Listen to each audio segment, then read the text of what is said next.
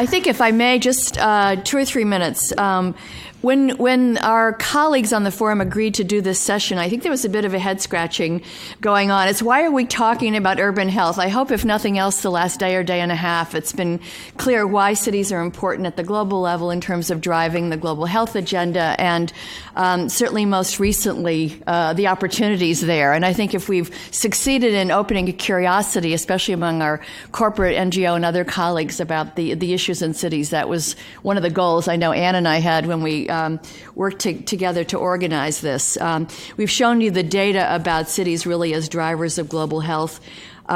We've also heard over and over again, I think again in this session, that achieving urban health really requires work across sectors, both within government, different agencies within government, arguably national, local collaborations as well, but especially with community-based organizations and private sector. So none of this happens unless those partnerships are there, those relationships are there.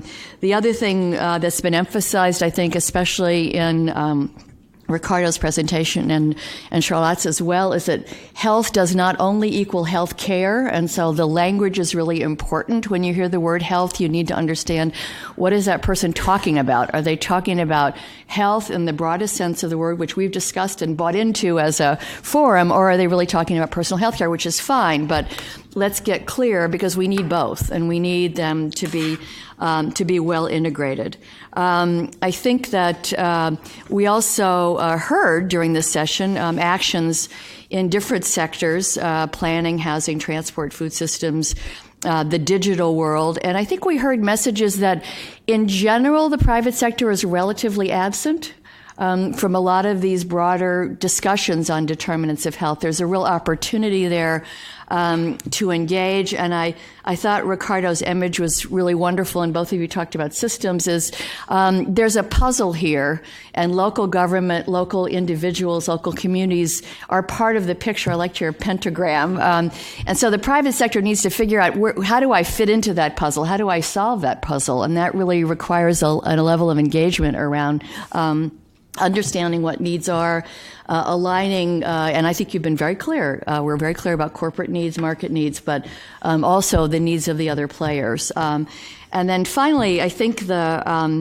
we've heard a lot in this session, especially about the advantages of local government in the sense of saving a lot of time and energy, about scoping from zero, or not really understanding a community you're entering into. There are people, organizations, networks, and sets of relationships in local communities that you can develop that relationship with and jump over that hurdle of really saying, how do we put our data together, not how do we start from scratch developing this process. So I think the bottom line, as both of you have said, and I know we're bringing in our electeds from central casting, but we hope to get there with everyone. That's who we are around this table, is really trying to develop these relationships. But this issue of shared value for health of communities, for health of individuals, and the really critical role of partnerships. And I suspect everybody's going to be asking for your cards, and you'll be bombarded for activity in your two cities. But I think Charlotte's point is there's networks of healthy cities. There's networks of